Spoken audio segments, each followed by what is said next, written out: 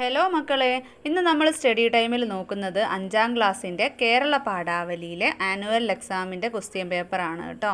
അപ്പോൾ നമുക്ക് പ്രവർത്തനം നോക്കാം, വായിക്കാം, എഴുതാം. അപ്പോൾ ഈ ക്വസ്റ്റ്യൻ പേപ്പർ മക്കൾക്ക് പഠിക്കാൻ ഉപകാരപ്പെട്ടിട്ടുണ്ടെങ്കിൽ തീർച്ചയായിട്ടും ലൈക്ക് ചെയ്യാൻ മറക്കരുത് കേട്ടോ. നിങ്ങളുടെ ഫ്രണ്ട്സിന് ഷെയർ ചെയ്തും കൂടെ കൊടുക്കാം. അപ്പോൾ പ്രവർത്തനം 1 എന്താണ്? വായിക്കാം, എഴുതാം. താഴെ കൊടുത്തിരിക്കുന്ന ഖണ്ഡിക വായിച്ച് ചോദ്യങ്ങൾക്ക് ഉത്തരം എഴുതുക. സമ്മാനം. ഡിസംബറിലെ മഞ്ഞ് പെയ്യുന്ന ഒരു ദിവസമായിരുന്നു അത്. നാളെയാണ് ക്രിസ്മസ്.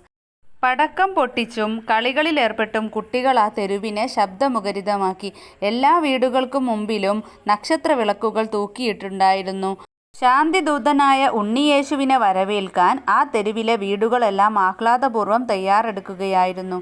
ഒരു വീട് ഒഴികെ. ജിമ്മിൻ്റെയും ഡെല്ലയുടെയും വാടക വീടായിരുന്നു അത്. ഒരു ദരിദ്ര ഭവനം. വളരെ ബുദ്ധിമുട്ടിയാണ് ജിമ്മും ഡെല്ലയും ജീവിതം മുന്നോട്ട് നീക്കിയിരുന്നത്.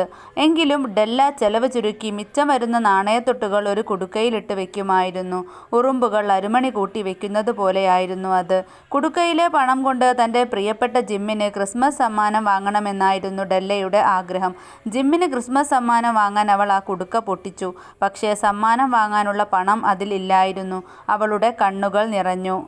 ഓ ഹെൻറി എഴുതിയ ഒരു കുഞ്ഞു കഥയാണല്ലേ. അപ്പോൾ മക്കളെ, എക്സാമിന് വരുന്ന സമയത്ത് എപ്പോഴും എന്താണ് ഫസ്റ്റ് ഇതുപോലൊരു ഖണ്ഡികയോ അല്ലെങ്കിൽ ഒരു കവിതയോ തന്നിട്ട് കുറച്ച് ചോദ്യങ്ങളായിരിക്കും കേട്ടോ ഉണ്ടാവുക. അപ്പോൾ ഇതിന് മുൻപും കേരള പാഠാവലിയിലെ ക്വസ്റ്റ്യൻസ് അപ്ലോഡ് ചെയ്തിട്ടുണ്ട്, അടിസ്ഥാന പാഠാവലി ചെയ്തിട്ടുണ്ട്.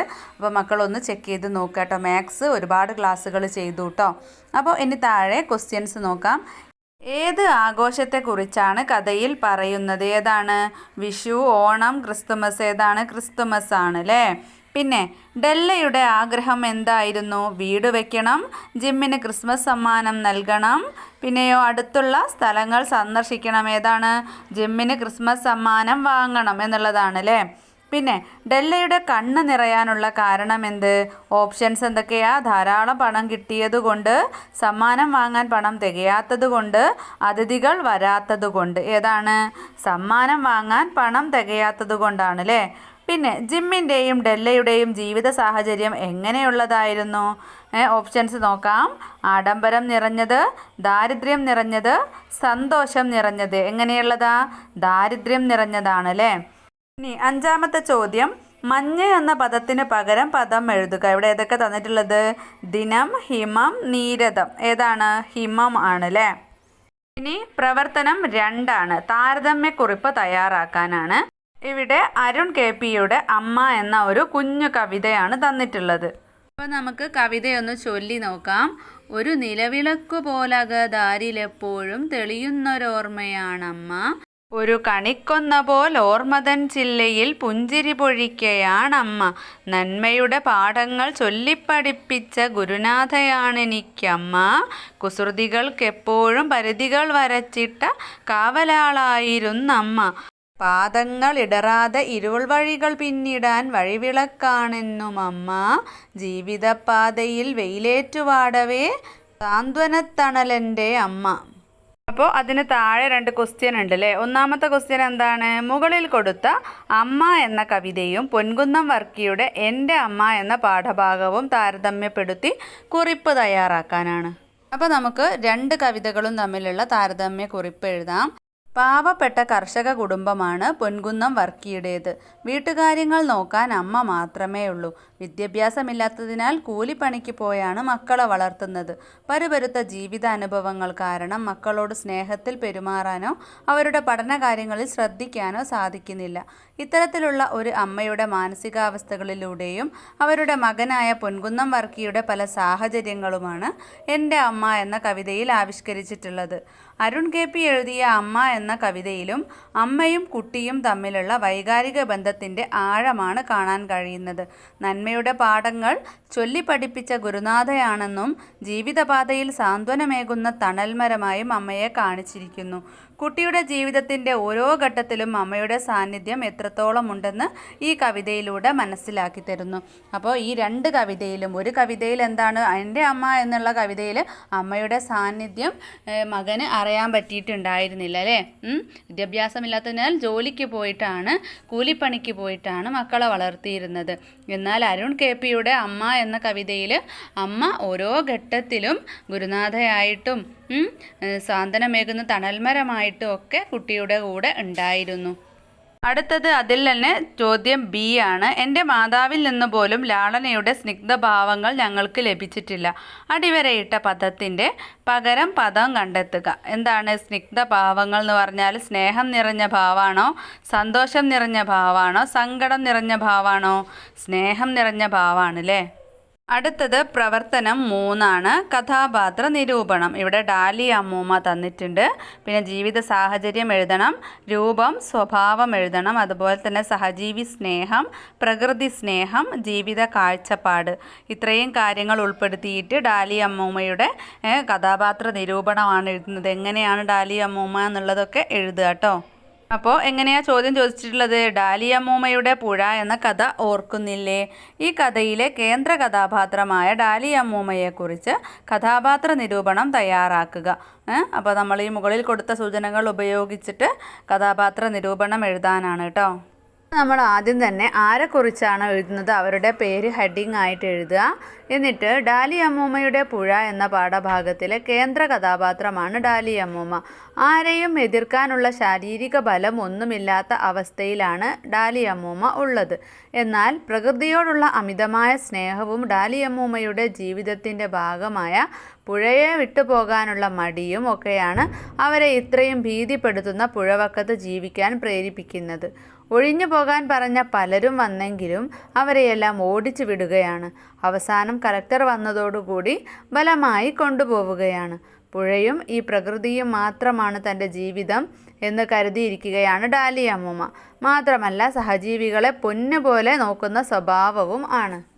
ഇനി അതിൽ തന്നെ ക്വസ്റ്റ്യൻ ബി എന്താണ്? പാവം തള്ളയില്ല പിള്ള. ഡാലി അമ്മൂമ്മ ആരെക്കുറിച്ചാണ് ഇങ്ങനെ പറഞ്ഞത്? കലക്ടറാണോ, പെരുമ്പാമ്പിൻ കുഞ്ഞാണോ, പുഴയാണോ? നമുക്കെല്ലാവർക്കും അറിയാമല്ലേ, പെരുമ്പാമ്പിൻ കുഞ്ഞാണ്.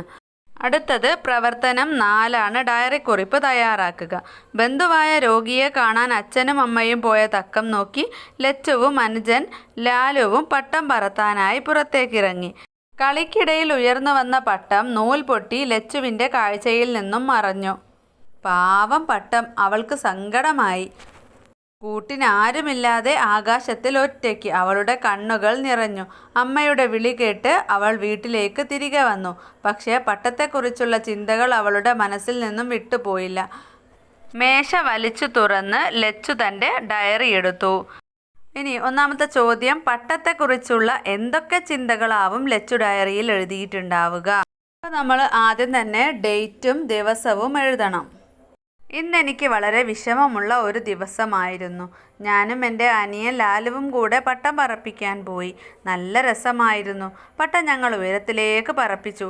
എൻ്റെ പട്ടത്തിൻ്റെ നൂല് പൊട്ടി. പട്ടം എങ്ങോട്ടോ പറന്നുപോയി. പാവം പട്ടം. ഞാൻ കാരണമല്ലേ പട്ടത്തിന് ആരുമില്ലാതെ ആയത്? ആകാശത്തിൽ അവൾക്ക് കൂട്ടിന് ആരെങ്കിലും ഉണ്ടാകുമോ? ആകാശത്തിൽ ഉയരത്തിൽ പറക്കുന്ന പട്ടത്തിന് ഭൂമിയെ ഒന്നായി കാണാൻ കഴിയുന്നുണ്ടാകുമോ? കാറ്റ് അവളെ അവസാനം എവിടെയെങ്കിലും ഉപേക്ഷിക്കുമോ? പട്ടത്തിന് പറന്ന് പറന്ന് ഈ ലോകം മുഴുവൻ കാണാൻ കഴിയും. അതുമാത്രമാണ് എനിക്ക് സന്തോഷം നൽകുന്നത്. ഒരുപാട് കാഴ്ചകൾ കണ്ടു മടുക്കുമ്പോൾ വീണ്ടും അടുത്തേക്ക് വരുമെന്ന് വിചാരിക്കുന്നു. ഇത്രയും പറഞ്ഞ് ആ ഒരു ഡയറി അവിടെ ചുരുക്കുകയാണ് കേട്ടോ. അതിലുള്ള അടുത്ത ക്വസ്റ്റ്യനാണ്, കാറ്റിൻ തുണയാൽ ഉയർന്നുയർന്നു മീതെ പറവയായി ചേർന്നു നിന്നു. ആരുടെ സഹായത്താലാണ് പട്ടം പറന്നുയർന്നത്? മേഘം, കാറ്റ്, വിമാനം. ആരുടെയാ? കാറ്റാണ് അല്ലേ. അടുത്തത് പ്രവർത്തനം 5 ഒരു ആസ്വാദന കുറിപ്പാണ്. താഴെ കൊടുത്ത കവിത വായിക്കൂ. കവിതയുടെ ആശയം, കവിത നൽകുന്ന സന്ദേശം, പദപ്രയോഗ ഭംഗി ഇവ വിശകലനം ചെയ്ത് ആസ്വാദന കുറിപ്പ് തയ്യാറാക്കുക. പേ പിടിച്ച്. ലോറിയുണ്ട് റോഡിലൂടെ കുന്നിടിച്ചു പോണ്. ലോറിയുണ്ട് റോഡിലൂടെ പുഴ നിറച്ചു പോണ്. ലോറിയുണ്ട് റോഡിലൂടെ കാടുവെട്ടി പോണ്. നാട്ടുകാരോ റോഡിലൂടെ പേ പിടിച്ചു പോണ്. എഴുതിയിരിക്കുന്നത് രാധാകൃഷ്ണൻ എടച്ചേരിയാണ് കേട്ടോ. പേ പിടിച്ച് എന്ന് പറഞ്ഞാൽ ഭ്രാന്ത് പിടിച്ച് എന്നാണ് അർത്ഥം. അപ്പം നമ്മളോട് ഈ കവിതയുടെ ആസ്വാദനക്കുറിപ്പ് തയ്യാറാക്കാനാണ് പറഞ്ഞിട്ടുള്ളത്. രാധാകൃഷ്ണൻ എടച്ചേരിയുടെ പേ പിടിച്ച് എന്ന കവിതയാണ് ഇവിടെ തന്നിട്ടുള്ളത്. പ്രകൃതിയെ മനുഷ്യൻ ചൂഷണം ചെയ്യുന്നത് എങ്ങനെയെല്ലാമാണെന്ന് വളരെ വ്യക്തമായും ലളിതമായും ഈ കവിതയിലൂടെ അവതരിപ്പിച്ചിരിക്കുന്നു. കുന്നിടിച്ച് ആ മണ്ണും കൊണ്ട് ലോറി റോഡിലൂടെ പോകുന്നതും പുഴയിലെ മണൽ വാരിയും കാട്ടിലെ മരങ്ങൾ വെട്ടിയും റോഡിലൂടെ പോകുന്ന ലോറിയെയാണ് വർണ്ണിച്ചിരിക്കുന്നത്.